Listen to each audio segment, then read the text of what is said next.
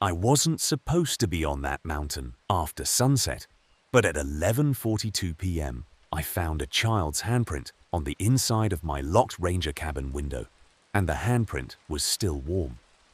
I had worked the Appalachian backcountry for 9 years, long enough to know which sounds belonged to deer, which belonged to black bears, and which belonged to frightened hikers trying to find their way home.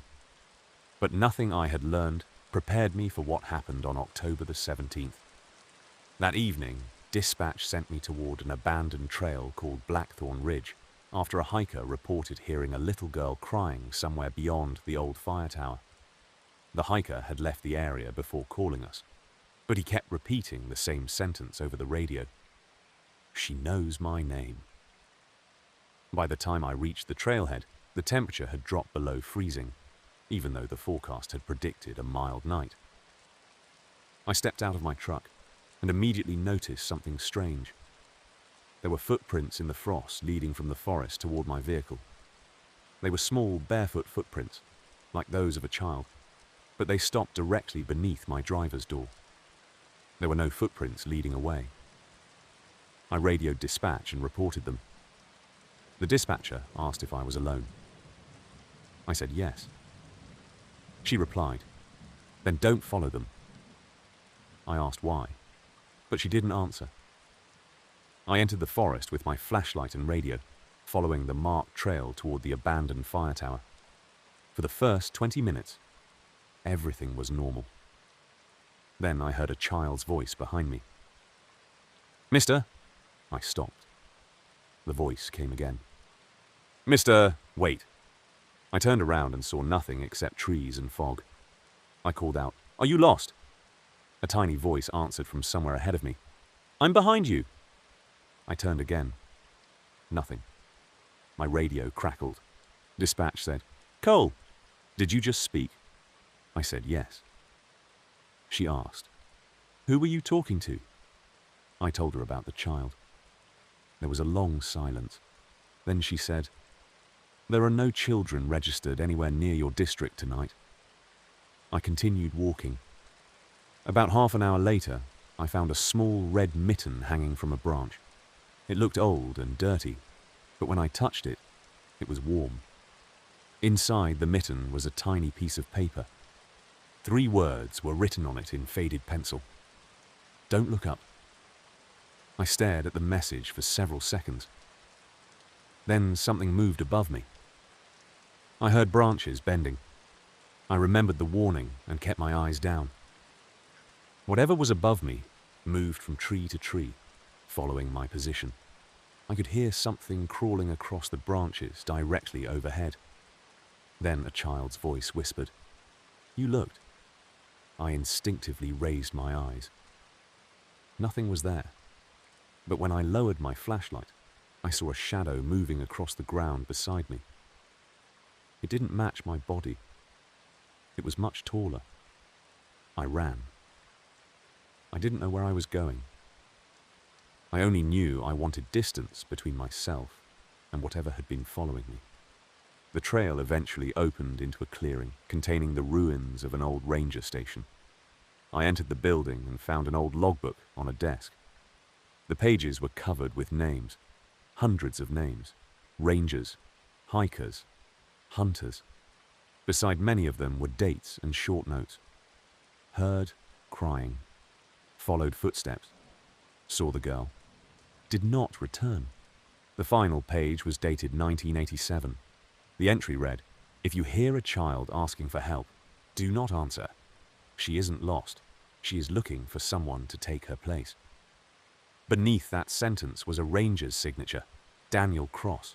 I recognized the name. Daniel Cross had disappeared on Blackthorn Ridge 39 years earlier. I was still reading when I heard footsteps outside the station. Small footsteps. Bare feet on frozen ground.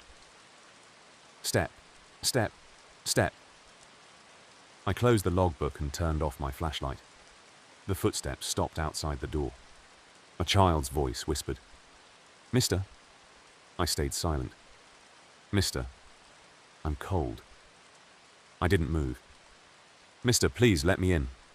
I could see a small shadow beneath the door. It was standing completely still. Then the voice changed. It became an adult woman's voice. Please. I remained silent. Then it became my supervisor's voice. Cole, open the door. I knew my supervisor was 40 miles away. The voice became my mother's. Son, please. I felt my chest tighten. My mother had been dead for years. I backed away from the door. Then my own voice whispered from outside. You know I'm not her. The shadow disappeared. I waited nearly 10 minutes before turning on my flashlight. The station was empty, but the old logbook was open again. A new entry had appeared beneath the 1987 report.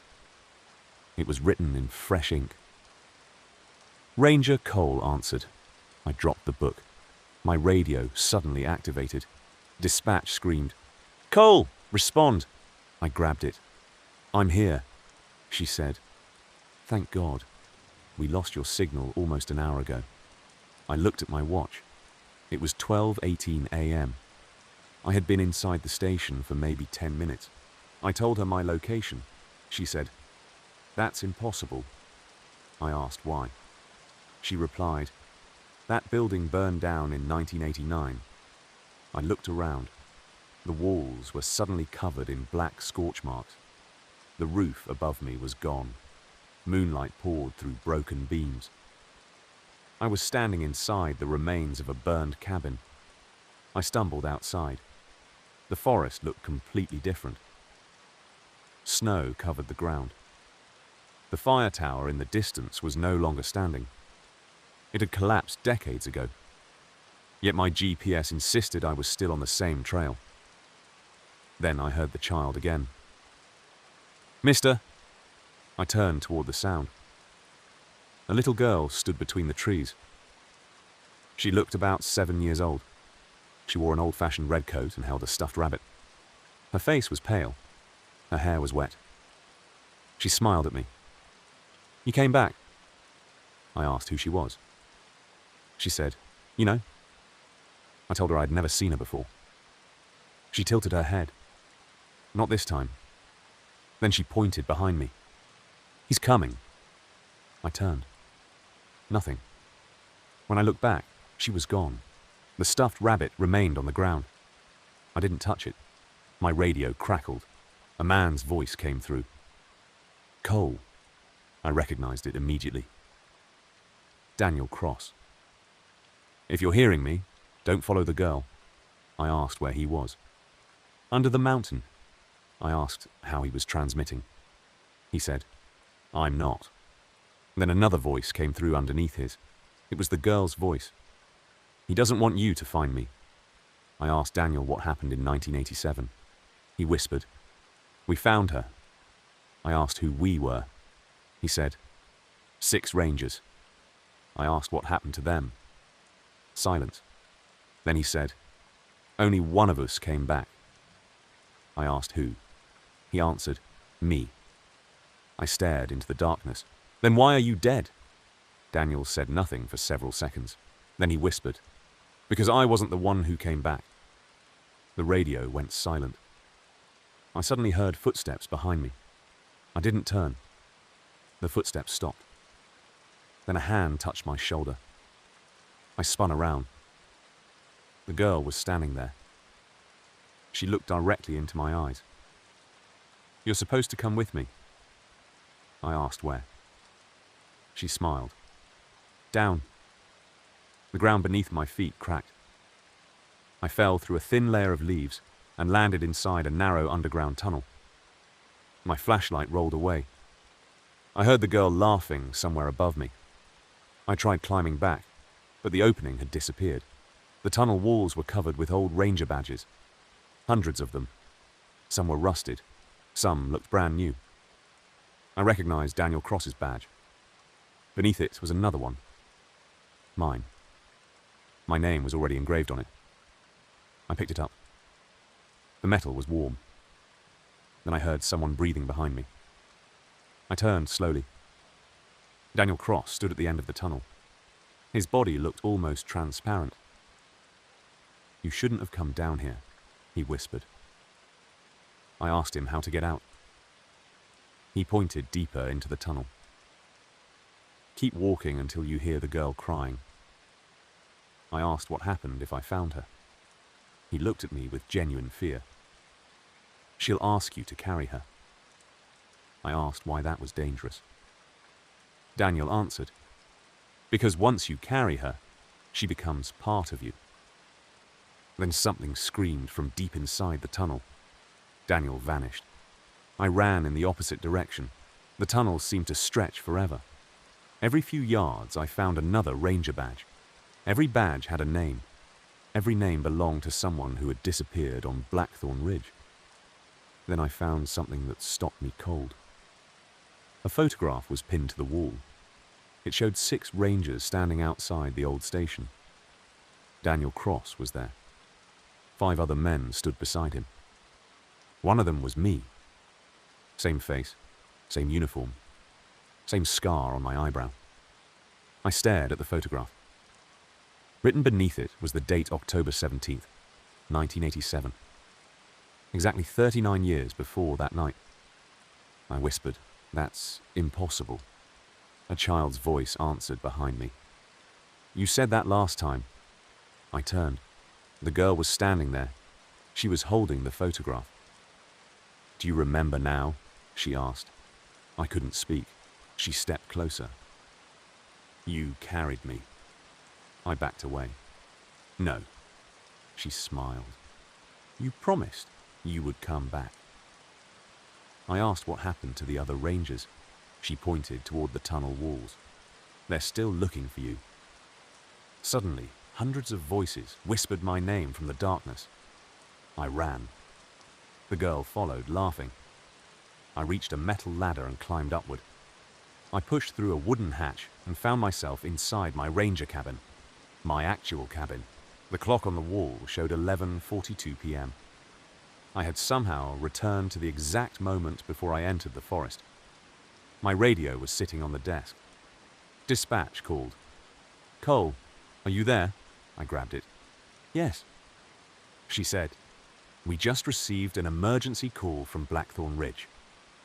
I asked who called. She answered, "A little girl." My blood turned cold. The cabin window suddenly fogged from the outside.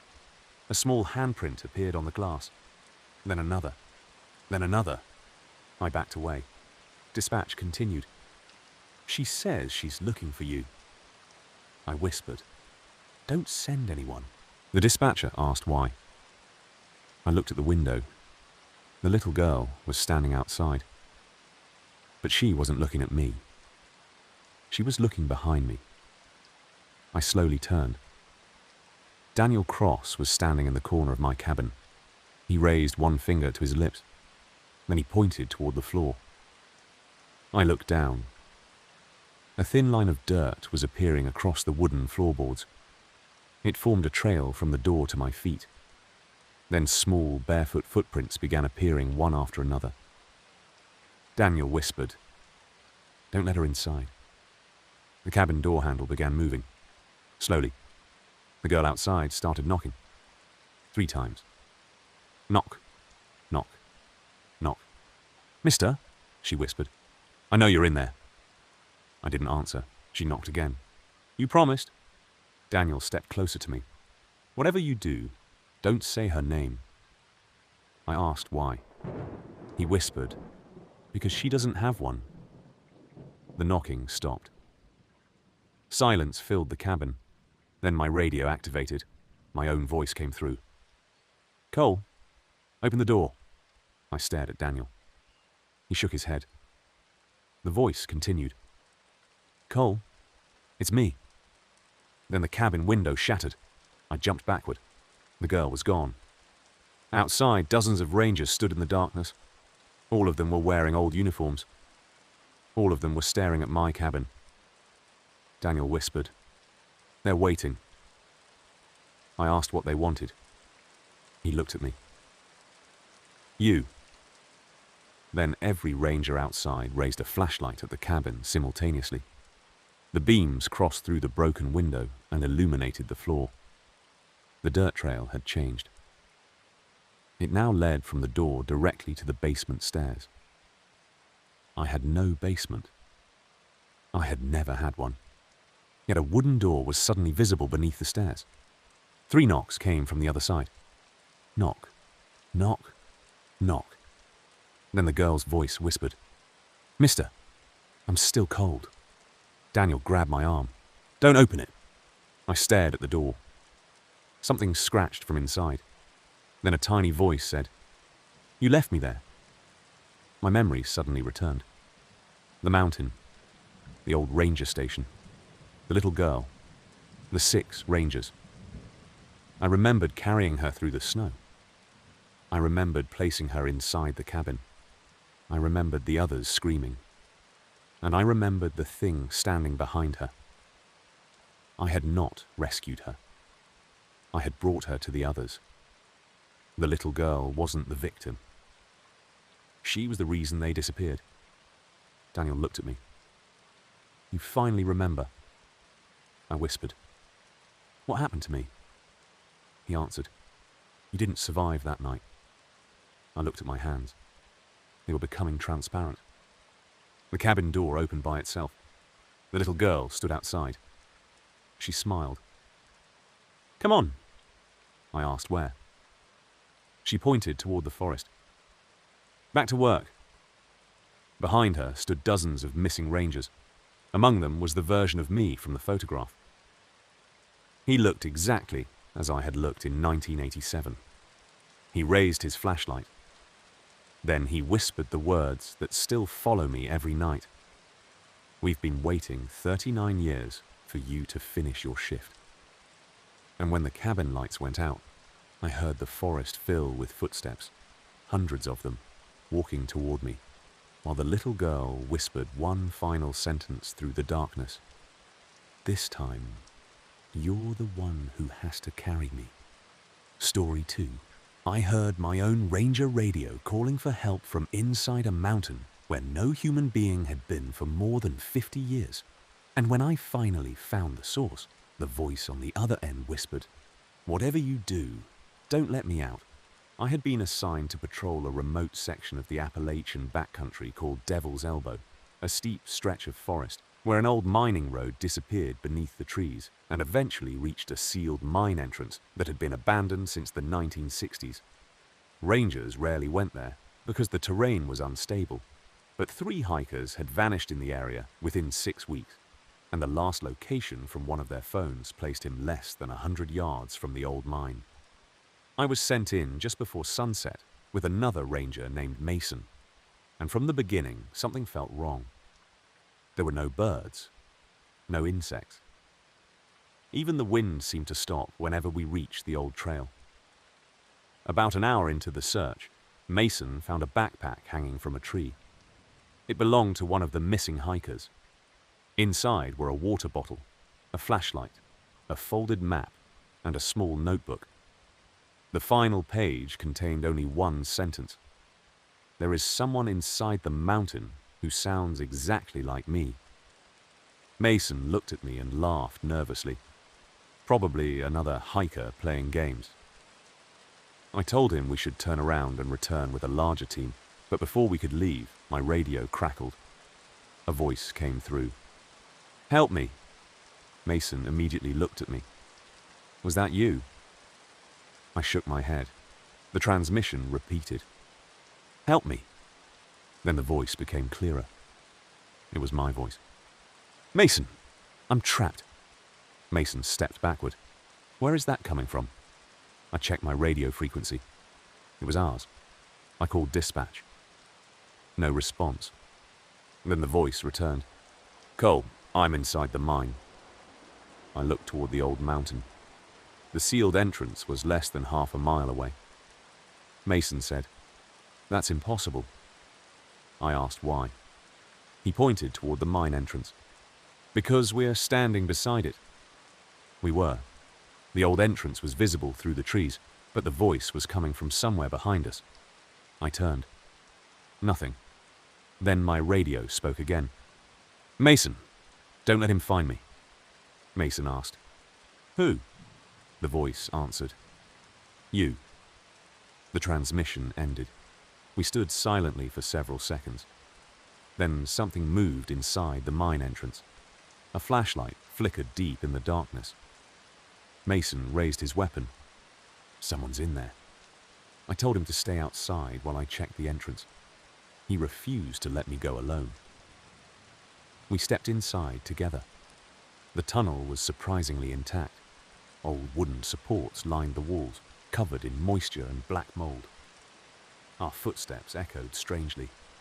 After about 50 yards, we found fresh footprints in the mud. Bare feet. They were heading deeper into the mountain. Mason whispered, "Those aren't from any of the missing hikers." We followed them. The deeper we went, the warmer the air became. Then we heard breathing. Slow, heavy, coming from behind a wooden door. I raised my flashlight. Someone had scratched words into the door. "Do not open if you hear yourself." Mason looked at me. "We should leave." Before I could answer, my radio activated. My own voice whispered, "Please." Mason grabbed my arm. "That's enough." The voice continued. "Cole, he doesn't know what happened." I asked who was speaking. "Me," I said. "Who are you?" The answer came immediately. "The one who survived." Then something slammed against the other side of the door. Mason raised his weapon. "Back away." Another slam, then silence. We turned to leave. That's when we heard footsteps behind us. Bare feet, slow, coming closer. We shined our lights down the tunnel. Nothing. The footsteps stopped. Then my radio spoke. "Don't turn around," Mason whispered. "We aren't turning around." The voice replied, "I'm not talking to you." I felt something cold breathe against the back of my neck. I turned anyway. Nothing. But there was a handprint on my jacket. Small, wet. We ran. The tunnel seemed longer on the way back. Every turn looked different. The entrance disappeared. Mason checked his GPS. It showed us 3 miles underground. I told him that was impossible. He said, "I know." Then his radio activated. A man's voice whispered, "Mason." Mason froze. "That's my brother." I asked if his brother was nearby. Mason shook his head. "He died 10 years ago." The voice came again. "Mason, I found the way out." Mason began walking toward the sound. I grabbed him. "That's not him." He fought me. "You don't understand." I told him that whatever was in the tunnel was copying voices. He stared at me. "How do you know?" I didn't answer, because suddenly I remembered the radio call from earlier. My own voice had said, "Don't let me out." I realized then that the voice wasn't coming from inside the mountain. It was coming from somewhere ahead of us. We continued deeper. Eventually, we reached a huge underground chamber. In the center was an old elevator shaft. Around it were dozens of abandoned backpacks, ranger uniforms, shoes, helmets, and personal belongings. The missing hikers' equipment was there. So were items belonging to rangers who had disappeared decades ago. Mason walked toward a table and found an old logbook. The final entry was dated 1968. It read, "We heard voices beneath the mine. They know our names. They sound like us. They keep asking us to open the door." Mason turned the page. Someone had written another message beneath it in fresh ink. "We opened it." Then the lights in the chamber came on. Every flashlight and lantern lying around us switched on simultaneously. The beam from one flashlight landed on a figure standing at the far end of the chamber. It looked like me. Same uniform. Same face. Same everything. Mason raised his weapon. The figure lifted its hands. "Don't shoot." It sounded exactly like me. I asked who it was. It answered, "You." I said, "I'm standing here." It smiled. "So am I." Then another figure stepped beside it. "Mason." Then another Mason. Then another version of me. Dozens of them appeared from the darkness. Some were wearing old ranger uniforms. Others wore hiking clothes. One was dressed like a child. They all stared at us. The first copy stepped forward. "We've been waiting for you," Mason whispered. "Run." We turned toward the tunnel. The copies didn't chase us. They simply watched.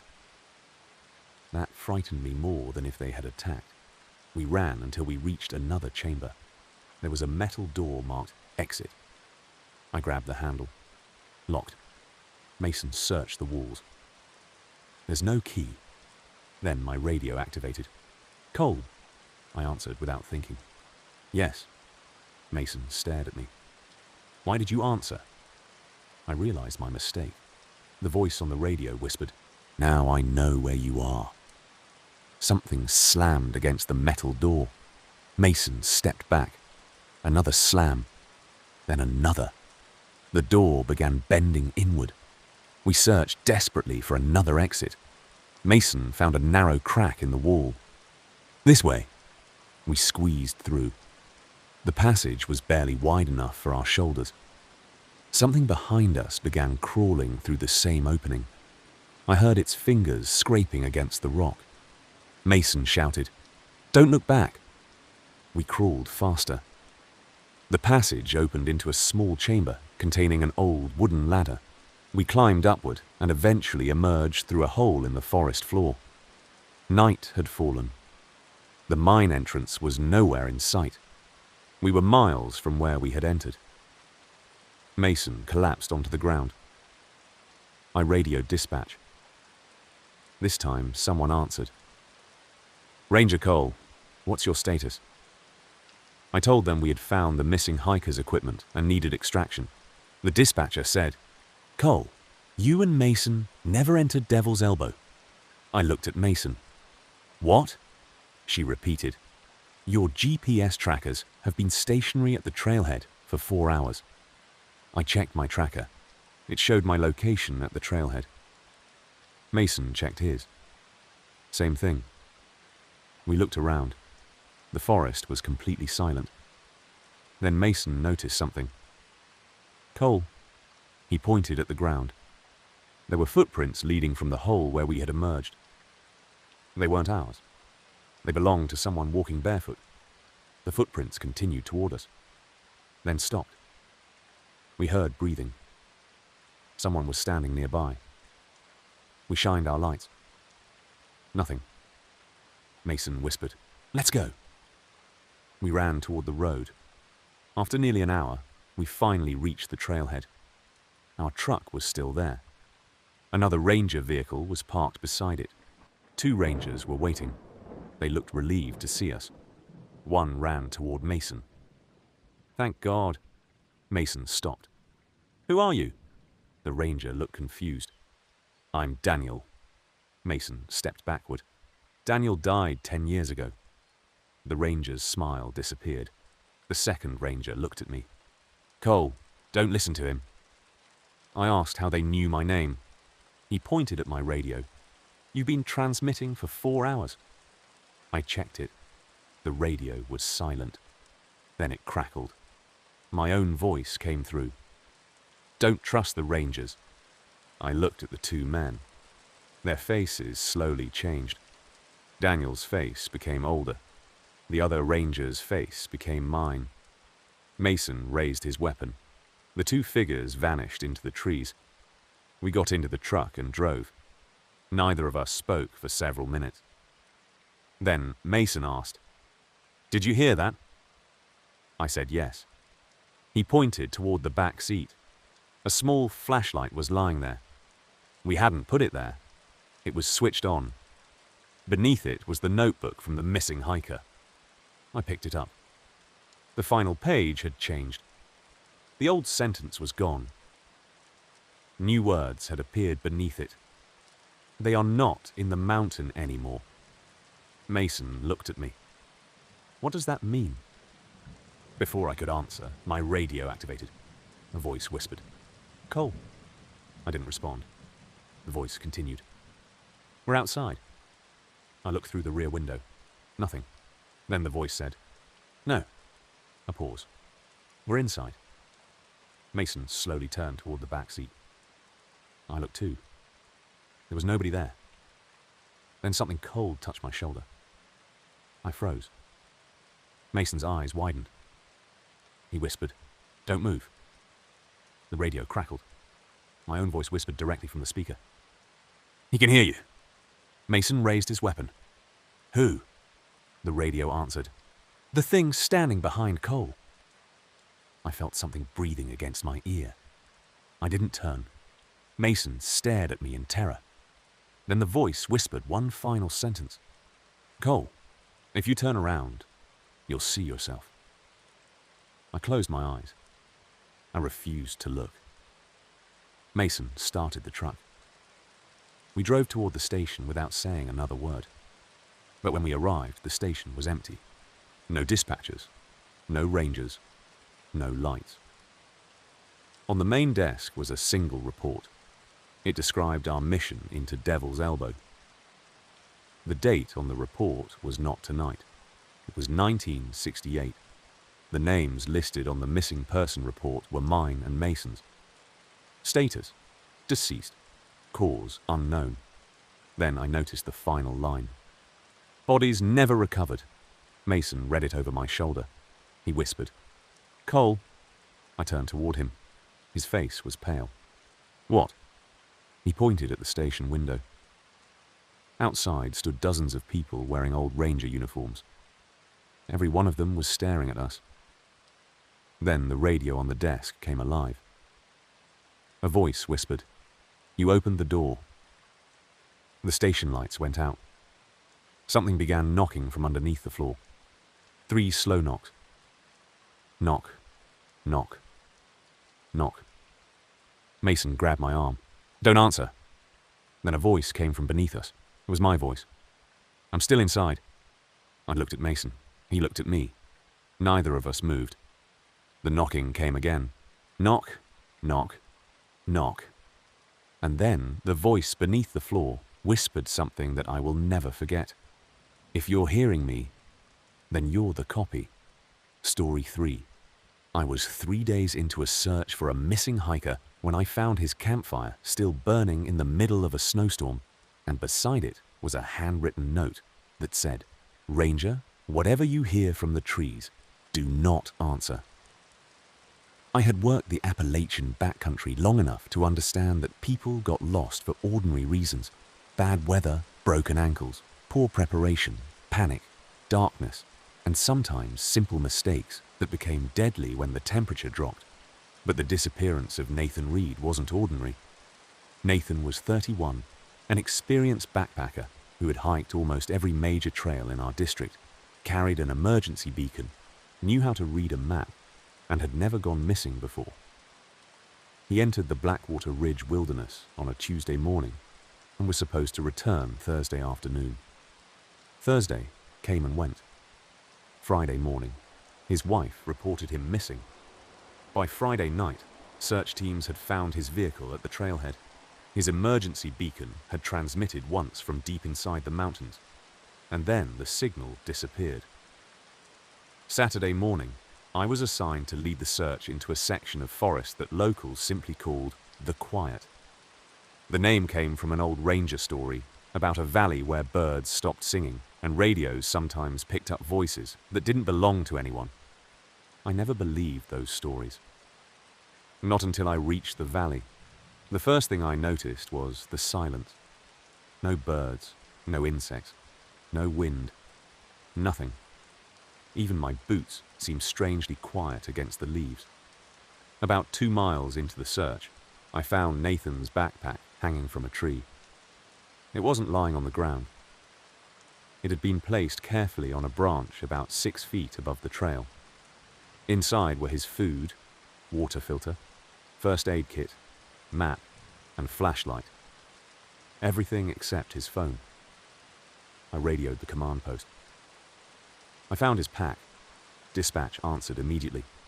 "Any sign of Nathan?" I said no. Then I heard something behind me. A branch snapped. I turned quickly. Nothing. Dispatch asked what happened. I told her I thought someone was nearby. She said, "Cole, your radio signal just disappeared." I looked at my radio. It was still working. "I'm transmitting right now," she replied. "We can't hear you." Then the connection died. I continued searching alone. About 20 minutes later, I smelled smoke. I followed it through the trees and reached a small clearing. There was Nathan's campfire burning in the center. Fresh flames, fresh smoke, freshly cut wood. Beside the fire was his sleeping bag. I checked it. It was warm. I shouted his name. No response. Then I noticed a piece of paper beside the fire. 3 words were written across it. "Don't answer them." I looked around. Them could have meant anything. Animals, other hikers, searchers. But then I heard a voice from the forest. "Ranger." It sounded like a young woman. I answered instinctively, "Yes?" Silence. Then another voice came from the opposite side of the clearing. "Ranger?" This time it sounded like an old man. I didn't answer. A third voice came from behind me. "Ranger?" It was Nathan. I turned. Nobody was there. I picked up the radio. It suddenly came alive. Dispatcher's voice said, "Cole, are you there?" I answered, "Yes." She sounded confused. "We've been trying to reach you for 20 minutes. I asked if anyone else was near the clearing. She said, "No." Then she asked, "Did you hear the voices?" I froze. "What voices?" She paused. "Never mind." I asked why she had asked that. She said, "Because the search team heard them too." Then the radio went silent. I decided to leave the clearing, but when I looked at my GPS, the trailhead was less than half a mile away. That made no sense. I'd walked almost 3 miles. I started following the GPS direction. 10 minutes later, I returned to the same clearing. The fire was still burning. My own footprints circled the campfire. I hadn't made them. There were dozens of them. Some were boot prints. Others were bare feet. One set was very small. I radioed dispatch again. "I think I'm lost." She answered immediately. "Cole, listen carefully. Do not follow the voices." I asked how she knew. She said, "Because Nathan called us last night." I felt my stomach drop. "What did he say?" She answered, "He said he was with you." I stared at the forest. "That's impossible." Dispatch replied, "That's what we thought." Then I heard Nathan's voice behind me. "Cole." I turned. He was standing between 2 trees. His clothes were soaked. His face was pale. He looked exhausted. "Nathan?" He nodded. I raised my flashlight. "Are you injured?" He shook his head. "No." I asked where he had been. He said, "Here." I asked what he meant. "I've been here since Tuesday." I looked at the campfire. "How did you survive?" He smiled strangely. "They kept me warm." I asked who they were. He looked toward the trees. "Don't ask." I stepped closer. "Nathan, we need to leave." He shook his head violently. "No." I asked why. He whispered, "Because they know your name now." Then he looked past me. His expression changed completely. Fear spread across his face. "They're behind you." I didn't turn. Nathan whispered, "Whatever you hear, don't look." I felt cold air move against my neck. Then I heard my own voice behind me. "Cole, turn around." Nathan grabbed my arm. "Don't." The voice behind me laughed. It sounded exactly like me. "He's lying." Nathan whispered, "We need to move." We started walking away from the clearing. Nathan moved quickly, but kept looking at the ground. I asked him what happened on Tuesday. He said he had been hiking when he heard someone calling his name from the trees. He thought another hiker was injured. He followed the voice and found a woman standing between the trees. She asked him to help her. When he approached, she disappeared. Then he heard his own voice calling from behind him. He turned and saw himself standing on the trail. Nathan stopped walking. "What did you do?" I asked. He said, "I ran." I asked what happened to the other version of him. He whispered, "It followed me for 2 days." I asked how he escaped. He said, "I didn't." Then he stopped. I looked at him. "What do you mean?" He turned toward me. "I'm not Nathan." I raised my weapon. "Who are you?" He smiled. "The one he left behind." I stepped backward. His face began changing. His eyes darkened. His jaw stretched unnaturally. Then his voice became my voice. "You should have listened to the note." I ran. I didn't know where I was going. I only knew I had to get away from whatever had been following Nathan. The forest became darker as the sun disappeared. I heard footsteps behind me. I didn't look back. I reached a steep slope and climbed down toward a creek. At the bottom, I found a small abandoned ranger shelter. I entered and locked the door. Inside were old maps, emergency supplies, and a rusted radio. On the wall was a photograph of 6 rangers standing outside the shelter. One of them looked exactly like Nathan. Beneath the photograph was a date, 1974. I found an old journal on a shelf. The first page read, "The valley copies voices first." The next page read, then footsteps. Another page, then faces. The final readable entry said, "If it learns your name, it can become you." I closed the journal. Something knocked on the shelter door. 3 times. Knock, knock, knock. I didn't move. A child's voice said, "Ranger." I stayed silent. Another voice said, "Please help me." I remained silent. Then Nathan's voice came through the door. "Cole, it's really me," I whispered. "Prove it." Silence. Then he said, "You don't remember the first time we met?" I froze. He continued, "Because you weren't there." The door handle moved. I aimed my weapon. "Stay back." Nathan laughed. "You still don't understand." I asked what. He said, "There was never a missing hiker." I felt my stomach drop. "What?" He replied, "The search was for you." The door stopped moving. I checked my radio. Dispatch called. "Cole, we need your location," I answered. "I'm in the ranger shelter." She went silent. Then she said, "There is no ranger shelter in that valley." I told her I was inside one. She replied, "Cole, the shelter you're describing burned down in 1974. I looked around. The walls were suddenly blackened. The roof above me was broken. Snow was falling through it. The old photograph on the wall had changed. The 6 rangers were gone. Only one person remained in the picture. Me. I stepped backward. The radio crackled. Dispatch whispered, "Cole, leave immediately." I asked why. She said, "Because your tracker is moving." I looked at my GPS. The dot representing me was moving away from the shelter. I looked down at my feet. I wasn't moving. The dot continued moving deeper into the mountain. Then another dot appeared beside it. "Nathan?" I asked. Dispatch said, "No." "Then who?" She whispered, "You." I looked toward the shelter door.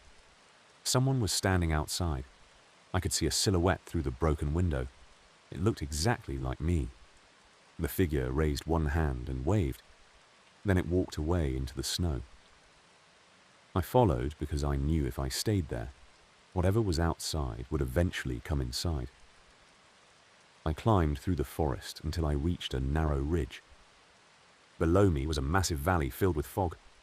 Hundreds of small lights moved through it. Flashlights. People were walking down there. Rangers, hikers, hunters, children. All moving in the same direction. I heard footsteps behind me. I turned slowly. Nathan was standing there. This time he looked normal. He was crying. "Don't go down there." I asked why. He said, "Because that's where they keep the originals." I asked him what he meant. He pointed toward the valley. "Everyone you hear calling from the forest is a copy." I asked where the real people were. He pointed beneath us. Under the mountain. Then the ground began vibrating. A deep sound came from below, like thousands of people whispering at once. I heard my name. "Cole!" Nathan grabbed my arm. "Run!" We ran along the ridge. The voices followed us. "Cole! Ranger! Wait! Help me! Come back!" Every voice sounded like someone I knew. Then my radio activated. My supervisor's voice came through. "Cole, stop running!" I froze. "Sir!" He replied, "You're almost home." Nathan screamed, "That's not him!" The radio laughed. Then it became my mother's voice. "Son, come home." I threw the radio away. We kept running until we reached the trailhead. My truck was there. The search vehicles were there. Lights were flashing. Rangers were standing around. I nearly collapsed with relief. A supervisor ran toward me. "Cole!" I shouted. "We found Nathan." He stopped. "Who?" I pointed behind me. Nathan was gone. I turned around. Nobody was there. I told them everything. They listened quietly. Then my supervisor asked, "Cole, how long have you been missing?" I said, "Maybe 6 hours." He shook his head. 3 days. I looked at my clothes. They were covered in mud and blood. My hands were freezing. I asked where the search team had been looking. He said, "We found your backpack 2 days ago." I asked, "What about Nathan?" He looked at me strangely. Nathan was never reported missing. I stared at him. "His wife called."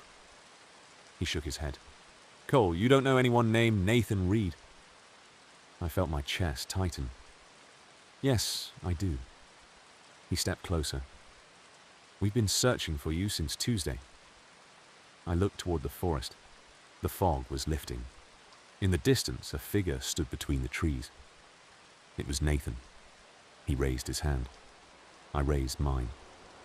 My supervisor suddenly grabbed my arm. "Don't wave back." I asked why. He whispered, "Because that isn't Nathan." The figure smiled. Then another figure stepped out beside him. Then another. Then dozens.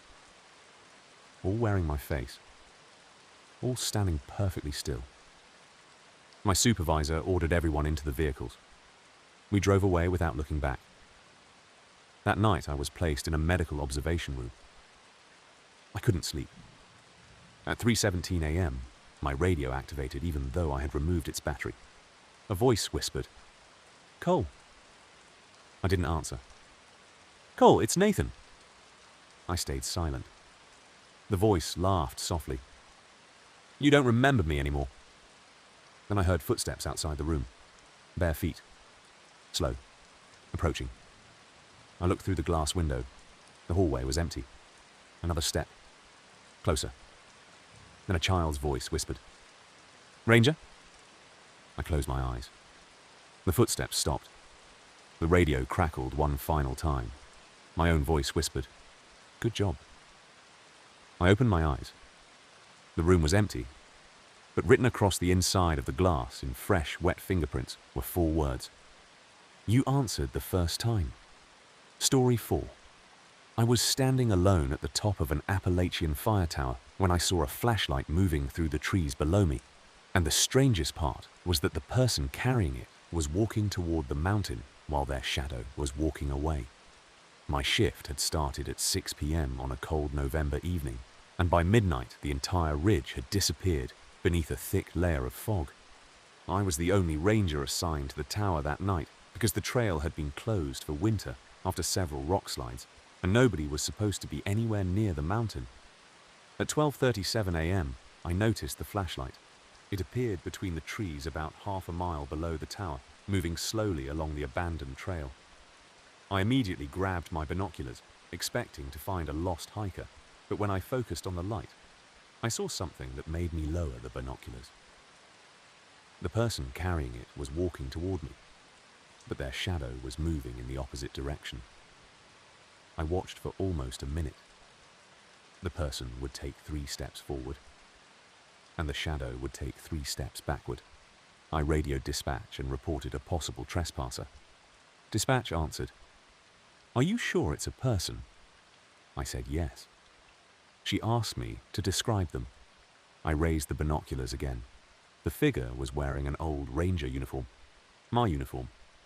Same dark green jacket, same hat, same flashlight. I told dispatch. There was silence. Then she said, "Do not go down there."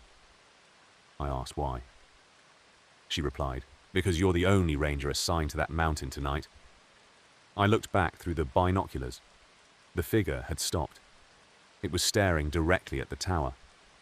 I couldn't see its face, but somehow I knew it was looking at me. Then its flashlight went out. I waited. Nothing happened. 5 minutes later, the flashlight turned on again, but the figure was much closer. It had crossed half a mile of forest without me seeing it move. I locked the tower door and turned off my lights. The figure stopped beneath the tower. I could hear footsteps on the metal stairs. Slow. 1 step at a time. I reached for my radio. Dispatch whispered, "Don't speak." The footsteps continued. Step, step, step. They reached the platform, then stopped outside the door. I stared at the handle. It slowly turned. The door was locked. A voice whispered from the other side. "Ranger?" I didn't answer. The voice repeated, "Ranger, I need help." I recognized the voice. It was mine. I stayed silent. Then it said, "Please open the door." I looked through the small window. Nothing was visible. I waited several minutes before looking again. A face was pressed against the glass. My face. Same eyes. Same scar. Same beard. It smiled. "You forgot me," it whispered. I stepped backward. The face disappeared. Then the footsteps started going down the stairs.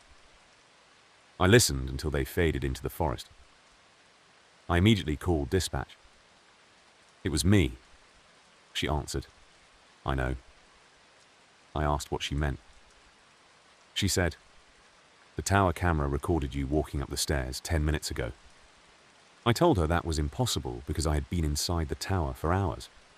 She said, "That's why I'm telling you to leave." I looked at the security monitor. The camera showed the stairs outside. A ranger was climbing upward. It was me. I watched myself reach the platform and stop outside the door. Then the figure looked directly into the camera. It smiled. The recording timestamp showed 12:49 a.m. I checked my watch. 12:49 a.m. The figure on the monitor raised one hand and pointed toward the camera. Then the monitor went black. I heard footsteps above me. I looked up. There was a second staircase leading to the roof. I had never noticed it before. The footsteps were coming from there. I grabbed my flashlight and climbed.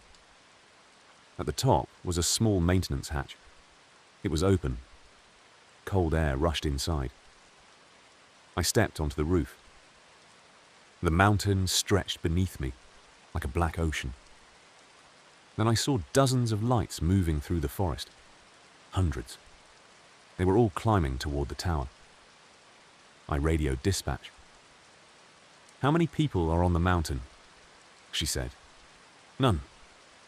I told her I could see hundreds of flashlights. She whispered, "Then don't look at them." I immediately turned away. The lights below began moving faster.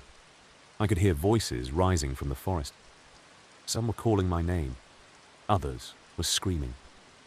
Then one voice shouted, "He knows!" Another answered, "Get in before sunrise." I ran back inside and locked the hatch. I asked dispatch what was happening. She said, "The tower was built over an old burial ground." I laughed nervously. She continued, "In 1962, 3 rangers disappeared during a fire watch. Search crews found their boots on the tower platform." I asked what that had to do with me. She said, "Every 20 years, someone reports seeing the same ranger walking below the tower." I asked when the last report was. She said, 2006. I looked at the date on the wall calendar. 2026. I whispered, 20 years. Dispatch said, "Exactly." Then the tower lights went out. I heard something scratching the wooden floor beneath me. Slow, deliberate. I shined my flashlight down. Nothing. Then I heard breathing underneath the floorboards. I moved toward the emergency ladder. A voice whispered, "Don't leave." I stopped. The voice continued, "You promised." I asked who was speaking. The answer was my own voice. "Me." I climbed down the ladder. The door at the bottom was open. Outside, fog covered everything. I ran toward the service road. The forest was completely silent again. After several minutes, I found a ranger vehicle parked beside an old trail marker. I opened the driver's door. Inside was a photograph. It showed the fire tower in 1962. 3 rangers stood on the platform. I recognized one of them. It was me. I dropped the photograph. Behind me, a flashlight clicked on. I turned. My double was standing on the trail. He wasn't smiling anymore. He looked exhausted. "Listen to me," he said. "You have until sunrise." I asked what would happen at sunrise. He said, "One of us leaves." I asked which one. He pointed at himself. "I've been waiting 20 years. I told him he wasn't real. He laughed sadly. "Neither are you." Then he disappeared into the fog. I ran toward the service road. My radio came alive. Dispatch shouted, "Cole, get to the highway!" I asked how far. She said, 2 miles. I ran. The forest seemed endless. Every few minutes, I saw another version of myself standing between the trees. Some were wearing old uniforms. Some were covered in blood. Some were missing faces. None moved. They simply watched. Then I heard footsteps behind me. I ran faster. The footsteps followed. I reached the highway just before dawn. A patrol vehicle stopped. 2 officers got out. I told them I was a ranger and needed help. One officer looked at my uniform. "What's your name?" I answered. "Cole." He stared at me for several seconds. Then he looked at the other officer. "He's the one from the tower." I asked what he meant. The second officer opened his vehicle and pulled out an old newspaper. The headline read, "Ranger disappears during fire watch." The photograph underneath was me. The date was November 17th, 2006. I couldn't breathe. I looked at my hands. They were becoming transparent. The first officer stepped backward. "You're not supposed to be here." I asked what happened to me. He whispered, "You died 20 years ago." Then the sun began rising. Behind us, the forest erupted with hundreds of footsteps. I turned toward the mountain. Every flashlight disappeared at once. My double stood at the edge of the trees. He smiled. "It's time." Then he walked toward me. I felt something pass through my body like freezing wind. Everything went black. When I opened my eyes, I was back inside the fire tower. My radio was on the desk. The clock showed 6 p.m. I looked outside. The mountain was quiet. A new ranger entered the tower carrying a backpack. He looked at me and said, "You must be the night ranger." I tried to answer, but no sound came out. He walked past me without seeing me. I watched him unpack his equipment. Then I noticed the date on his phone. November the 17th, 2026. Exactly 20 years after the newspaper. He stepped toward the window and looked down at the trail. I wanted to warn him. I couldn't. Then he saw the flashlight moving through the trees. His radio crackled. Dispatch said, "Don't go down there." He stared at the light. I stood behind him, screaming silently. He couldn't hear me. The flashlight below stopped. A figure looked up at the tower. It was me. My double raised his hand and waved. Then the new ranger's radio whispered, "Ranger." He answered, "Yes." I felt the entire tower grow cold, because the voice on the radio wasn't dispatch. It was mine. And the last thing I heard before the lights went out was my own voice whispering, "Open the door." Story 5. I found a park ranger's body sitting perfectly upright in an abandoned watchtower. But when I touched his shoulder, he opened his eyes and whispered, "Don't let them know you can see me." I had been working the Appalachian backcountry for almost 10 years, and by then I had learned that the mountains could make ordinary things look terrifying at night. But what happened on Black Pine Ridge was different, because every single piece of evidence suggested that I was supposed to find that body, as if someone had been waiting for me to arrive. It started with a missing hiker named Evan Mercer, a 24-year-old college student who entered the wilderness alone during a 3-day break and never came back. His vehicle was found at a remote trailhead with the doors unlocked, his wallet still inside, and his phone sitting on the dashboard with one final unsent message. "There is a ranger following me, but he doesn't have a face." Search teams spent 2 days looking for him without finding a single footprint. On the third night, I volunteered to search the northern ridge because I had patrolled that area before and knew several old logging routes that weren't shown on modern maps. The forest was covered in thick fog when I entered, and the temperature dropped so quickly that ice began forming on the branches. Around 1:20 a.m., I found Evan's first clue, a line of small scratches carved into a tree. 3 vertical marks, followed by another 3, repeated all the way along the trail. I recognized them from an old ranger report.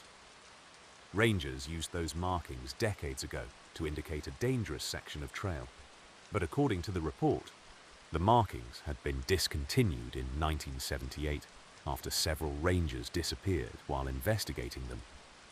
I continued anyway. About 40 minutes later, I heard a whistle from somewhere in the forest. 1 long note, then 2 short notes. I answered with my radio because I assumed another search ranger was nearby. A voice immediately came through. "Cole, don't follow the whistle." I recognized the voice as my supervisor. I asked where he was. He replied, "At the station." I stopped walking. The station was more than 30 miles away. I told him I had heard his voice in the woods. He went silent. Then he said, "Cole, whatever you hear from that direction, don't answer." The transmission ended. Another whistle sounded. This time it came from directly behind me. I turned. Nothing. I continued walking until I reached an old wooden watchtower that had been abandoned decades earlier. I didn't even know it was still standing. The door was hanging open. Inside, there was a chair facing the window. Sitting in the chair was a ranger. His uniform was covered in dust, but the badge on his chest was still visible. I approached carefully. "Sir?" He didn't move. I shined my flashlight across his face. His eyes were closed. I reached out and touched his shoulder. His eyes opened instantly. I jumped backward. He whispered, "Don't let them know you can see me." I asked who they were. He slowly pointed toward the window. Outside, dozens of small lights were moving between the trees. Flashlights. I asked if they were searchers. He shook his head. They don't carry batteries. I watched the lights move closer. Some moved between trees.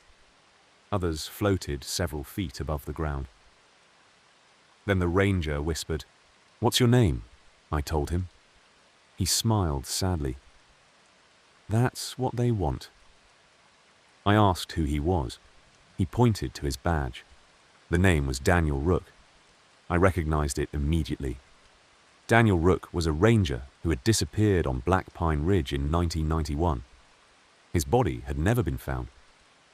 I stared at him. "You're Daniel Rook." He nodded. "Not anymore." I asked what happened. He said, "I heard the whistle." I asked what the whistle did. He looked toward the window. "It calls you." The lights outside stopped. Every single one turned toward the tower. Daniel whispered, "They're here." I locked the door. Something touched the outside wall. Then another hand. Then another.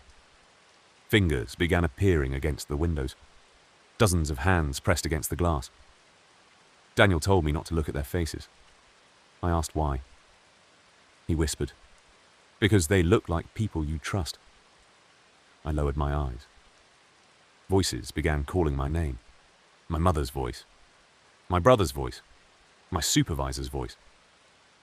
Then Evan's voice. "Ranger Cole, please." I nearly answered. Daniel grabbed my arm. "Don't!" The voices became louder. Then one voice whispered, "Cole, you're already dead." The tower shook. I looked at Daniel.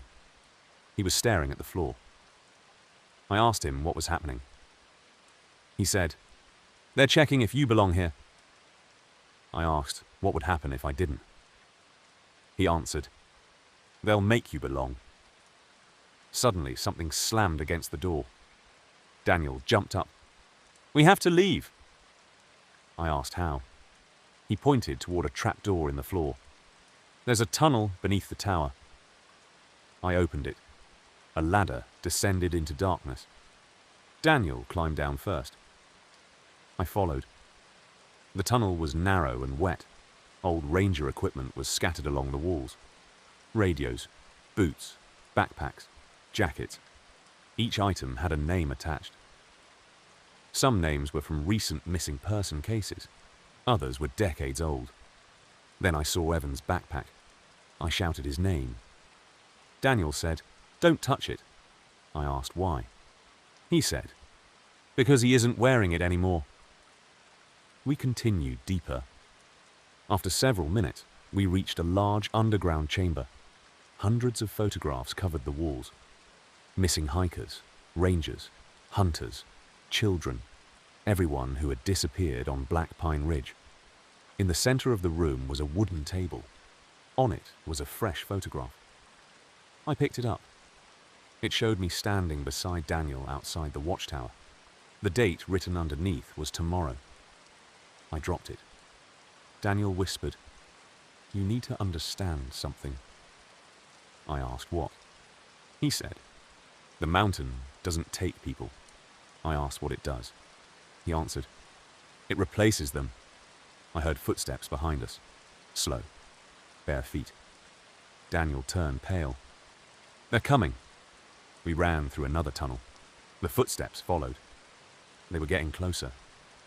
I heard Evan screaming somewhere behind us. "Cole!" I stopped. Daniel shouted, "Keep going!" Evan screamed again. "Please!" I nearly turned. Daniel grabbed my jacket. "That's not him." We reached a metal door. Daniel pulled it open. Beyond it was the forest. We climbed out and found ourselves several miles from the tower. Dawn was beginning. I radioed the search command. "This is Ranger Cole. I found a missing hiker." Dispatch answered. "Cole, repeat that," I said. "I found Evan Mercer." Silence. Then dispatch said, "Cole, Evan was found yesterday." My stomach dropped. "Where?" she answered. "At his vehicle." I asked if he was alive. She said, "No." I couldn't speak. Daniel stood beside me. He looked terrified. I asked dispatch to describe the body. She said, We haven't identified him yet. I looked at Daniel. He whispered, "Don't tell them about me." I asked why. He pointed toward the forest. Someone was walking toward us. It looked like Evan. He was wearing the same clothes from his missing person photograph. He smiled. "Ranger," Daniel whispered. "Don't answer." Evan raised his hand. I found the way out. Then he looked directly at Daniel. "You should come too." Daniel stepped backward. Evan's face changed. His eyes became completely black. His smile widened. "You left us," Daniel whispered. "Run." We ran toward the road. Behind us, dozens of voices screamed. Some sounded like rangers. Some sounded like hikers. Some sounded like children. All of them were calling our names. We reached the service road and found my truck. I unlocked it. Daniel climbed inside. Before I could start the engine, he grabbed my arm. "Listen to me." I asked what. He said, "When we reach the station, don't look at the rearview mirror." I asked why. He whispered, "Because they follow whoever sees them." I started the truck. We drove for almost an hour. Neither of us spoke. Finally, the ranger station appeared ahead. I parked. Daniel got out. I followed. We walked inside. Everyone was there. Dispatchers, rangers, search crews, my supervisor. I felt relief for the first time in hours. My supervisor ran toward me. "Cole, where have you been?" I told him everything. He listened silently. Then he asked, "Who is that?" I turned. Daniel was standing beside me. My supervisor looked confused. "Who?" I pointed at Daniel. Nobody reacted. I looked at Daniel. He was staring at the floor. Then I noticed something. His boots weren't touching the ground. He was floating slightly above it. I stepped backward. Daniel looked at me. "You can see me?" I whispered. "Yes." He smiled sadly. Then it's too late. Every radio in the station activated simultaneously. Hundreds of voices filled the room. "Cole." "Ranger." "Come outside. We found you." My supervisor shouted for everyone to leave. The lights went out. In the darkness, I heard footsteps moving around the room. Someone touched my shoulder. I turned. Daniel was gone. A voice whispered directly beside my ear, "Don't let them know you can see me." I ran outside. The forest was completely silent. Dawn had disappeared. Night had returned. I looked at my watch. It was 1:20 a.m., the exact same time I had entered the mountain. My truck was gone. The station was gone. I was standing beside the abandoned watchtower again. Daniel was sitting inside the chair. His eyes were closed. I stepped toward him. He opened his eyes. "You came back." I asked how. He smiled. "You never left." Then I heard a whistle from the forest. One long note, two short notes. Daniel looked terrified. "They're calling you." I asked who. He pointed toward the trees. Hundreds of flashlights appeared. Then the figures carrying them stepped into the clearing. Every one of them was wearing my ranger uniform. Every one had my face. They stood silently around the tower. One stepped forward. It was me. He smiled and said, "Your shift is over." I raised my weapon. He laughed. "You can't shoot yourself." Behind him, another version of me stepped forward. Then another. Then dozens. Daniel whispered, "Pick one." I asked what he meant. "Only one of you gets to leave." I looked at the copies. Every face was mine. Every voice was mine. Then one of them spoke in Daniel's voice. "Cole, don't choose." I realized the truth. I wasn't supposed to escape the mountain. I was supposed to become one of them. I stepped backward into the tower. Daniel whispered, "Good choice." I locked the door. Outside, the copies began pounding on the walls. Then everything became silent. I waited until sunrise. When I finally opened the door, The forest was empty. The tower was empty. Daniel was gone. On the chair was a folded ranger uniform. My name was stitched across the chest. Beneath it was a note. "You're the new watchman." I took the uniform anyway. I don't know why. Maybe because some part of me already understood. Since that night, I have continued working at Black Pine Ridge. Every evening, I climb the tower.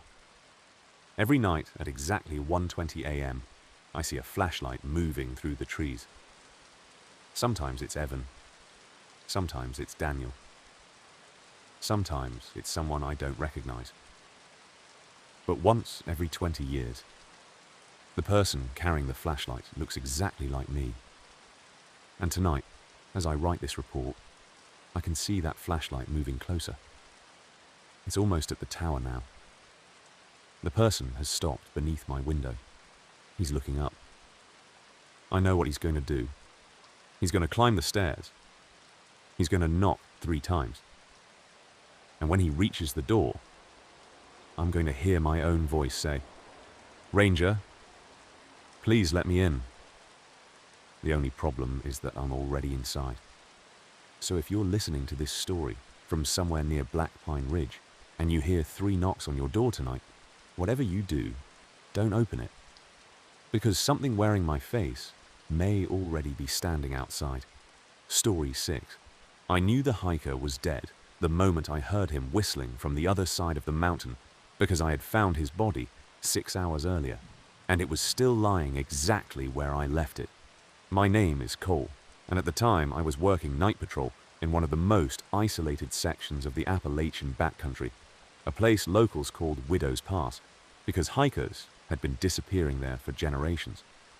The trail had been closed for almost 2 months after a landslide destroyed part of the northern route, but a young man named Ryan Mercer ignored the warning signs and entered anyway. His girlfriend reported him missing the next morning. His phone was found beside a creek. His backpack was hanging from a tree almost a mile away. And at 9:14 that night, our search team found his body beneath a fallen pine. There was no obvious sign of an animal attack, no major injuries, nothing that explained how he had died. His eyes were open, staring directly toward the mountain. Before leaving the scene, I covered his body with a thermal blanket and marked the location for the recovery team. 6 hours later, while I was searching the upper ridge alone, I heard someone whistling behind me. It was a simple tune. 3 notes. Pause. 3 notes. I stopped immediately because I recognized it. It was the exact tune Ryan had been whistling earlier that evening while we were searching for him. I turned around. Nobody was there.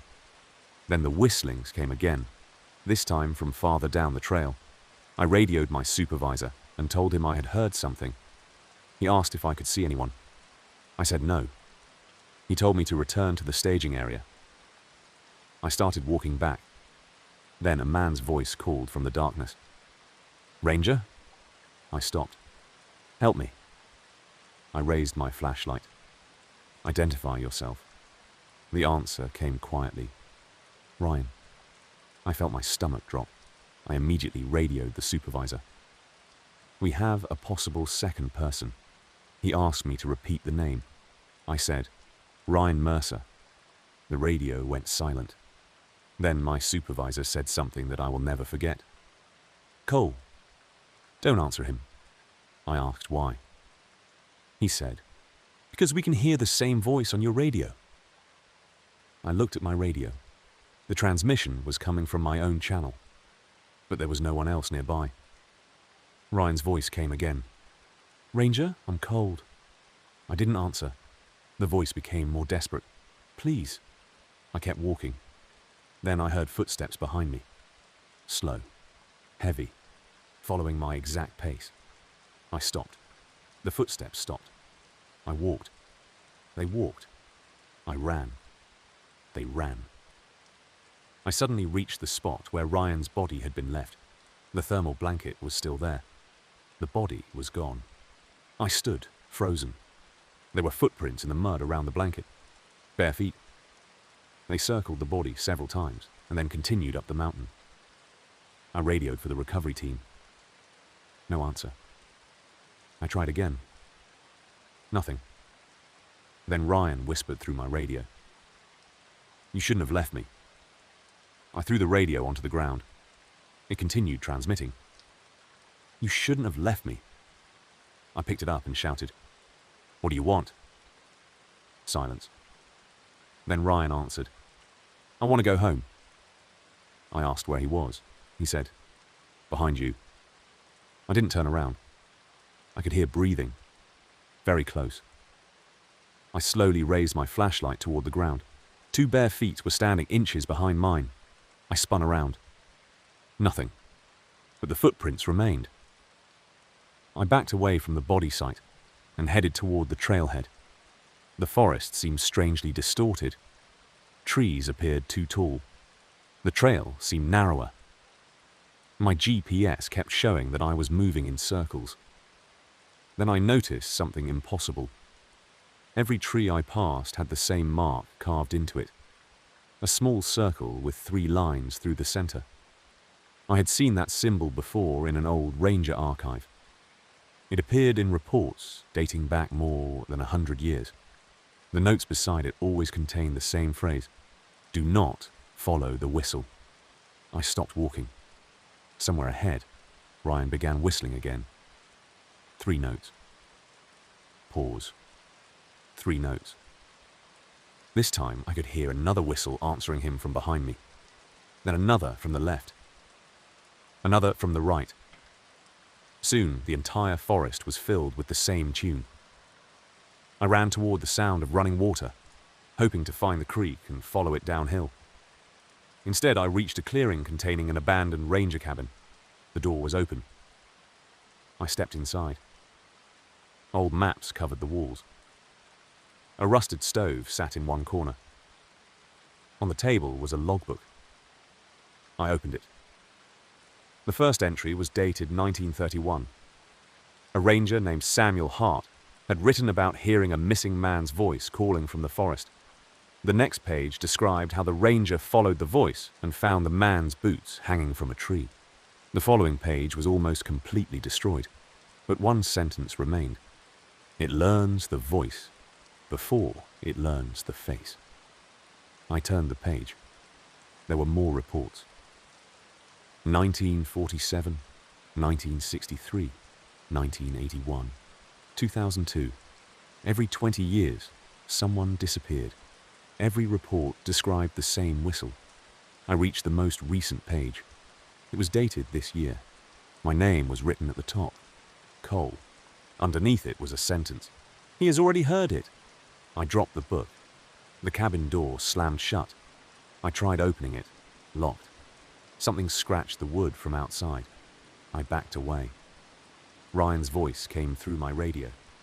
"Cole!" I didn't answer. "You found the cabin." Silence. Then, "Good." I asked what was outside. Ryan said, "Everyone who answered." The scratching stopped. Then dozens of voices began whispering around the cabin. Some were men, some women, some children. All of them said my name. I covered my ears. Then one voice whispered something different. It was my own voice. "Open the door." I looked toward the window. A man was standing outside. It was Ryan. His face was pale. His clothes were covered in mud. He stared through the glass. "Cole, please." I shook my head. He smiled. Then his jaw opened far wider than it should have. I stepped backward. His face began changing. First Ryan, then my supervisor, then my brother, then me. I screamed and fired through the window. The figure disappeared. The glass shattered. Cold fog entered the cabin. I kicked the door until it opened and ran. The whistle followed. I didn't look back. I climbed the mountain because every route downhill seemed to lead back toward the same clearing. After nearly an hour, I found an old stone staircase built into the hillside. I had never seen it before. At the top was a small wooden door. I opened it and entered a tunnel beneath the mountain. The walls were covered in names.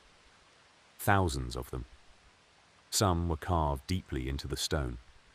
Others looked freshly written. I recognized several names from missing person cases. Then I saw Ryan's name. Beneath it was mine. I touched my name. The stone was warm. A voice whispered from the darkness, "You're late." I turned. Ryan stood there. He looked completely normal. No injuries, no blood. Just a tired young man staring at me. I lowered my weapon. "Are you alive?" He smiled. "Not anymore." I asked what happened. He said he had followed the whistle. He found the same cabin. He met the same people. Then something offered him a choice. "What choice?" I asked. He said, "Leave someone behind or stay forever." I asked who he left. He looked at me. "You." I didn't understand. Then I remembered something. Earlier that night, before we found his body, Ryan had approached me on the trail and asked if I could walk with him. I had told him I was busy and sent him ahead alone. But that conversation had happened hours before we found him. Ryan said, "You left me." I told him I had tried to save him. He shook his head. "No, you left me." Then the tunnel behind him filled with people. Dozens of missing hikers stood in the darkness. Some were wearing clothes from decades ago. Others looked exactly like the people in our current missing person files. Ryan stepped aside. "They want you." I raised my weapon. "Why?" He answered. "Because you heard the whistle." Every person in the tunnel began whistling the same tune. 3 notes. Pause. 3 notes. I ran. The tunnel twisted endlessly. I eventually found a ladder leading upward. I climbed and emerged beside the original trail. Dawn was beginning. My truck was visible in the distance. I ran toward it. When I reached the vehicle, my supervisor was waiting. He looked relieved. "Where have you been?" I said. "Ryan." He stared at me. "Who?" I told him about the body, the cabin, the tunnel, everything.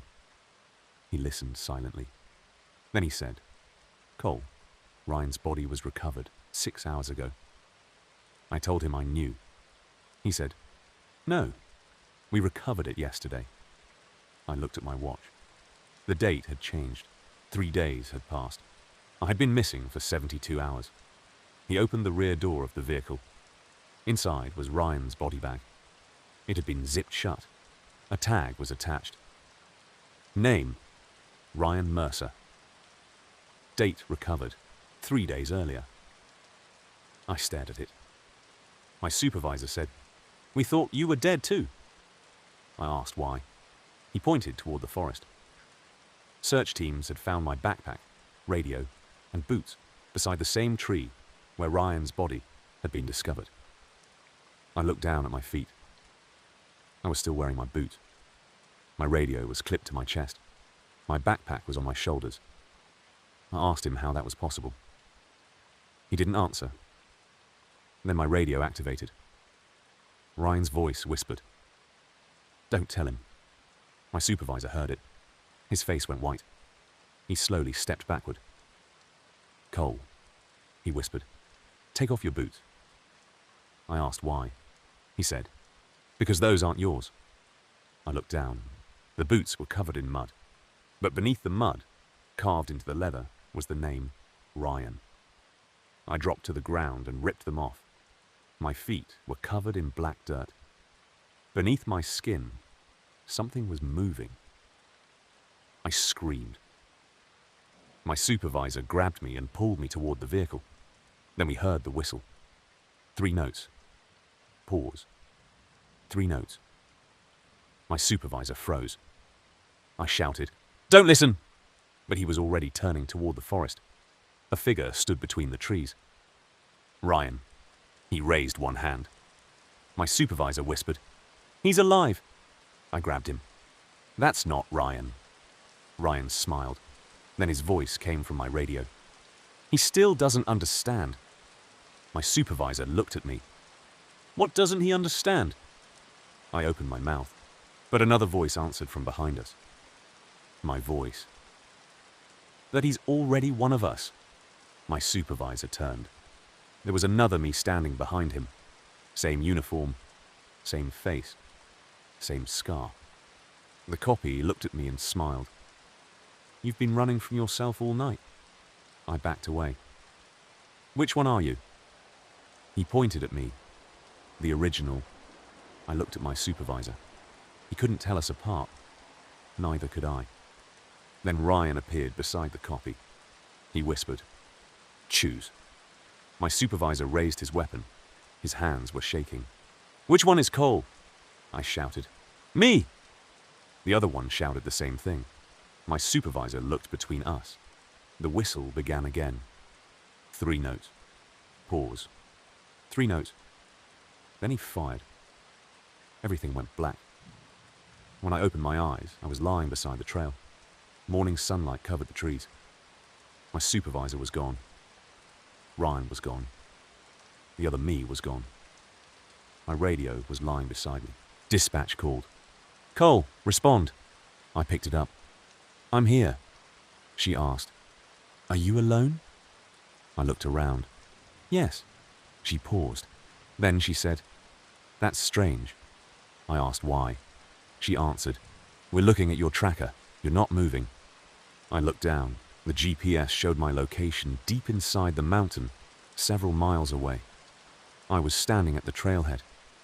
I told her that. She said, "Cole, listen carefully." Her voice became frightened. "We're receiving another transmission from you." I asked what it said. She played the recording. My voice came through. "I'm still inside." I stared at the radio.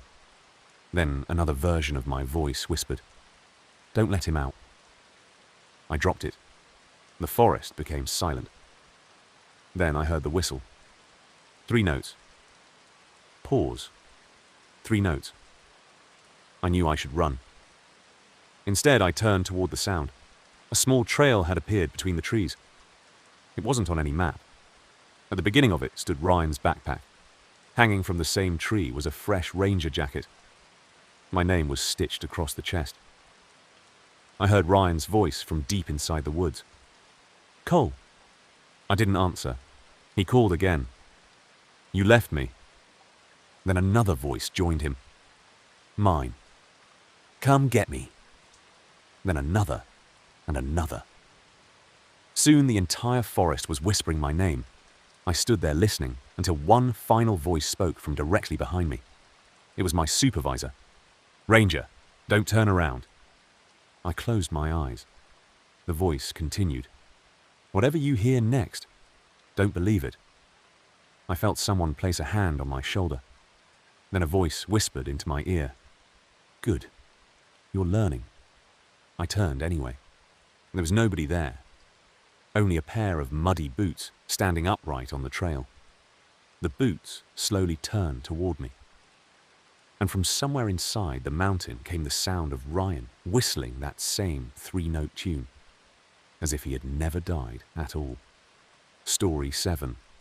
I stopped patrolling that trail after I found a park ranger's radio buried under a tree, because the radio was still transmitting, and the voice coming through it was mine, telling me not to go any farther. My name is Cole, and this happened during the coldest week of my career in the Appalachian backcountry, on a trail so remote that even experienced hikers avoided it after dark. The trail was called Raven's Hollow, although the official maps gave it a different name, and according to the oldest ranger reports, the nickname came from the strange number of ravens that gathered there before storms. I had always thought that was just an old mountain superstition, until one evening when I was sent to investigate a series of emergency beacon signals coming from the same section of forest. The signals had appeared every night for 6 nights, always at exactly 2:13 a.m., and every signal lasted exactly 17 seconds before disappearing. The problem was that there was no registered emergency beacon in that area. No hikers were supposed to be there. No ranger equipment was stored there. Yet something kept transmitting. I entered the trail just before sunset with a flashlight, a GPS unit, and my radio. The weather was clear when I started, but the deeper I went, the colder it became. About 2 miles in, I found a tree covered in deep claw marks. They were too high for a bear and too narrow for any animal I knew. Beneath the marks was a small metal plate bolted into the trunk. It carried an old ranger identification number. I radioed dispatch and gave them the number. The dispatcher went quiet. Then she said, "Cole, that ranger number doesn't exist." I told her it was physically attached to the tree. She asked me to photograph it and return. I was about to turn around when I heard a radio transmission from somewhere ahead. "Cole." I froze. It was my voice. I checked my radio. It was off. The voice came again. "Cole, don't come here." I looked toward the darkness between the trees. Nothing moved. I turned my radio on. Dispatch immediately asked, "Did you just transmit?" I said no. She replied, "We heard your voice." I told her I was alone. She said, "We know." Then the signal died. I decided to leave, but on the way back I noticed something partially buried beneath the leaves. It was an old Ranger radio.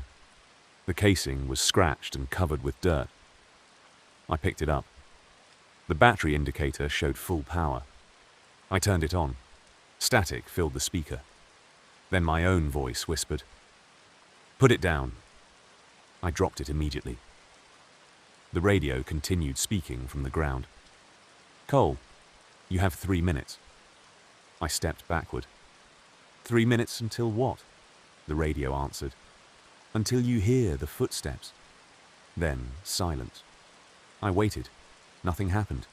I started walking away. After exactly 3 minutes, I heard footsteps behind me. 1, 2, 3. Slow steps crushing leaves. I didn't turn around. The footsteps followed. I increased my pace. They matched mine. I stopped. They stopped. I walked again. They walked again. I finally turned around. There was nothing, but the leaves behind me were moving as if someone invisible were walking through them. I ran. The footsteps ran too. I reached the clearing where I had entered the trail and stopped. My vehicle was gone. I checked the GPS. It showed that I was still 5 miles inside the forest. I knew that was impossible. I had been running in a straight line for almost 20 minutes. Then my radio activated by itself. Dispatch said, "Cole, where are you?" I answered, "I don't know." She asked me to describe my surroundings. I looked around. "There's a large tree with 3 marks on it." A silence. Then she said, "Cole, that tree is directly behind the station." I stared at the tree. "What?" she repeated. "You're standing behind the ranger station." I turned around. There was no station, only forest. I told her that. She said, "We're looking at your GPS. You're standing in the station parking lot." I looked down at the ground. There were tire tracks beneath my boots. I shined my flashlight forward. The station suddenly appeared between the trees. I ran toward it. The door was unlocked. Inside, the lights were off. I called out. No one answered. On the main desk was a stack of ranger reports. The top report had today's date. I opened it. The first sentence read, "Ranger Cole entered Ravens Hollow at 6:42 p.m. I looked at my watch. 6:42 p.m. The report continued. "He will find the radio at 9:17 p.m. I checked my watch again. 9:17 p.m. The report was describing everything I had already done. I turned the page. At 9:20 p.m., he will hear footsteps. I heard footsteps outside. I stopped breathing. The report continued.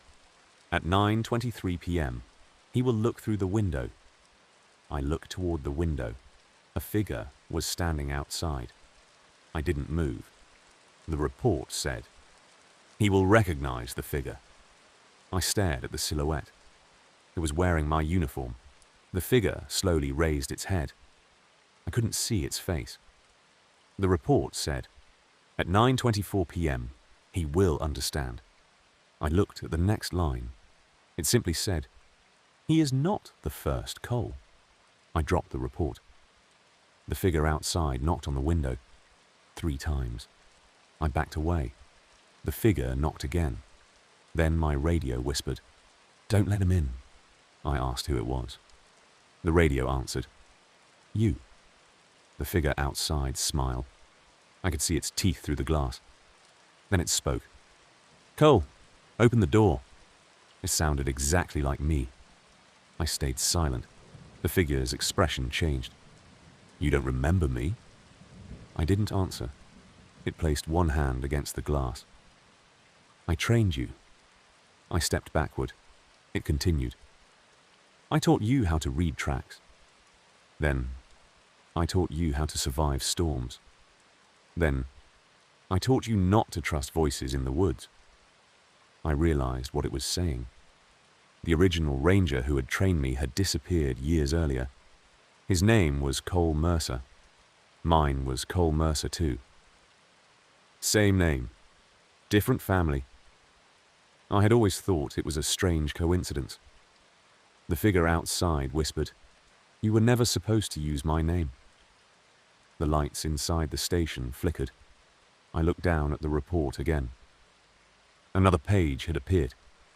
It contained a list of names.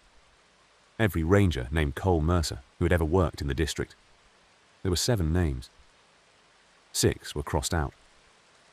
Mine was last. Beneath it was a warning. "When the 7th arrives, the door opens." The figure outside began pounding on the door. I ran toward the back exit. It was locked. I tried the windows. They wouldn't open. The pounding grew louder. Then suddenly it stopped. Silence. I waited. A voice whispered from behind me, "You shouldn't have come." I spun around. Nobody was there. Then the radio spoke. "He's inside." I looked at the floor. Wet footprints appeared one by one, leading from the front door toward me. Bare feet. They stopped directly in front of me. I couldn't see anything, but I could feel someone standing there. The radio whispered, "Don't breathe." I held my breath. The invisible presence moved closer. I felt cold air against my face. Then it whispered, "I know you're here." I almost screamed. Suddenly, the station door burst open. Wind and fog rushed inside. The footprints disappeared. I ran through the doorway and into the forest. Behind me, the station lights turned on. Every window was filled with silhouettes. Dozens of them, all wearing ranger uniforms. I kept running until I reached a steep cliff overlooking the valley. There was nowhere else to go. I turned around. The figures were approaching through the trees. One stepped forward. It was the first ranger named Cole Mercer. He looked exactly like me. "You finally made it," he said. I asked what he wanted. He answered, "My life back." I asked what happened to the other 6. He pointed toward the trees. "They're still here." 6 figures stepped forward. All of them looked like me. Different ages, different uniforms, same face. One of them whispered, "We all came here looking for the radio." Another said, "We all heard our own voices." Another said, "We all thought we could leave." The first Cole stepped closer. "But only one of us can go back." I raised my weapon. "Why?" He smiled. "Because the mountain doesn't create copies." He paused. "It chooses which one is real." I asked how we could know. He said, "We can't." Then all 7 of them began speaking at once. "Which one are you?" My radio suddenly activated. Dispatcher's voice screamed, "Cole, answer me!" I grabbed it. "I'm here," she said. "We've located you." I asked where. She said, "At the trailhead." I looked at the 7 figures. They were gone. The forest was empty. I ran toward the sound of the road and eventually reached my vehicle. Another ranger team was waiting. My supervisor rushed toward me. "Cole, what happened?" I tried to explain. He listened. Then he asked, "How many people did you see?" I said 7. He looked confused. "There are only 6. I asked what he meant. He pointed toward the vehicle. 6 bodies were lying under thermal blankets. All were wearing ranger uniforms. I stepped closer. The first body looked exactly like me. The second looked exactly like me. All 6 had my face. My supervisor whispered, "We found these 6 men inside the forest." I asked when. 20 minutes ago." I looked at my radio. It suddenly transmitted my voice. "There are supposed to be 7. My supervisor looked at me. "What did you say?" I shook my head. That wasn't me. The radio repeated, "There are supposed to be 7.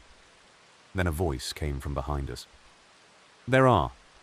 Everyone turned. A ranger was standing at the edge of the forest. He was wearing an old uniform. His face was hidden by darkness. He raised a flashlight. I knew that flashlight. It was the one I had found beneath the tree. He walked toward us. My supervisor shouted, "Identify yourself." The figure stopped. Then he answered in my voice, "Ranger Cole." My supervisor looked at me. I said, "That's not me." The figure laughed. "That's what you said last time." Then the lights around the trailhead went out. Complete darkness. I heard 6 sets of footsteps running away. Then one set came toward me. I raised my weapon. A hand grabbed my shoulder. I fired into the darkness. The lights came back on. Everyone was gone.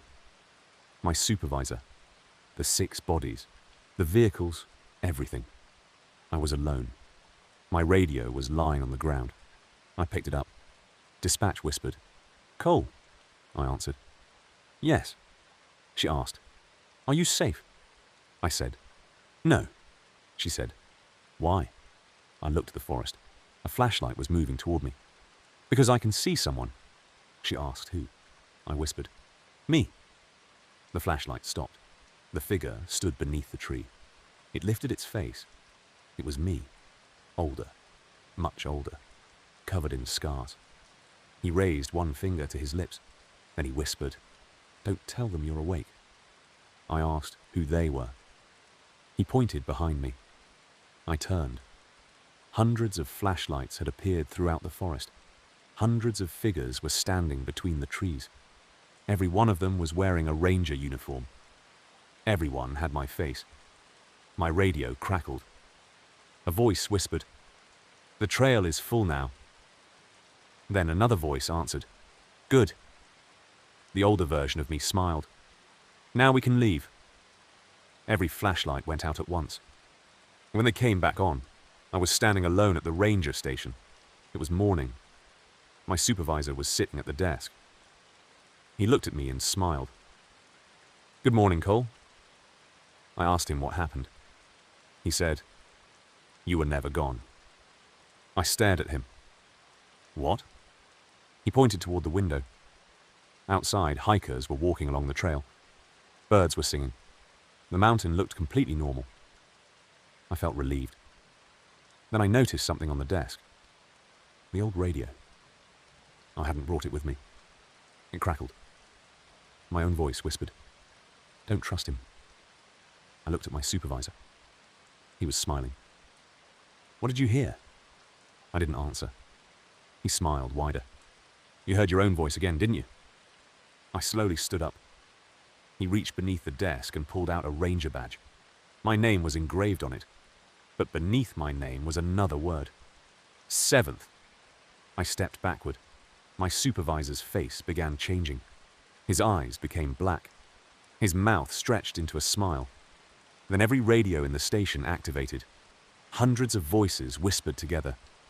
Cole. I ran toward the door. Before I reached it, my radio spoke one final sentence.